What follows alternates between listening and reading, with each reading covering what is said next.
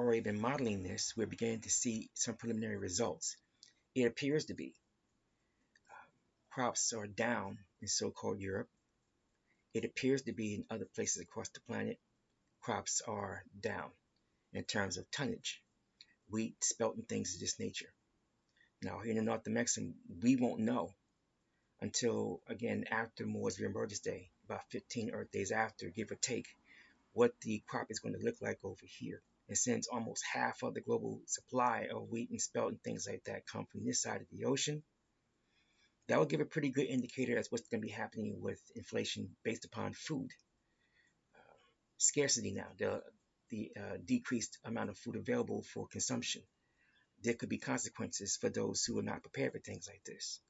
And right now, things are very, very, very, very, very, very on a knife's edge. It can go a lot of different ways. You got conflict already happening in particular places. Water is running out in other places. Dakar is basically on fire. They are erupting in Ankara and Nairobi right now. The quote-unquote elections that's happened in quote-unquote Venezuela, as some would say. And parties are erupting down there. You've got basically covert heading into overt civil war happening with Beijing right now over financial issues. The military is not trusted, well, certain branches of it is not trusted by what they call the CCP. Their leader may have had a stroke, could be appearing to be weak. There may be those seeking to make a particular coup scenario. They've got 9 trillion in debt from their provinces on top of their overall national debt over 34 trillion. So basically you're looking at 43 trillion, a massive hole.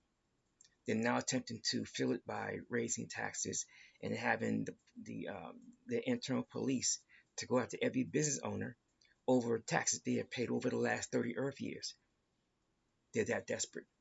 And we already know that they are gearing up for particular things. We're watching what they're doing. I'm not saying that they're going to definitively attack Formosa. However, to distract the population from what they're dealing with right now, it's not off the table. It's not out of the question. Things are messy. Very messy. And again, the root of all this nonsense is the Russia-Ukraine war, because that messed up access to all that fertilizer all across the planet. And now you're beginning to see the results of it in terms of decreased yields. Decreased yields with growing population on the planet, more folks to feed and less food to feed them with for those who insist on eating wheat product. Fights break out like that. Wars can break out because of things of this nature. And parties who are financing both sides of these things, they don't care one way or the other.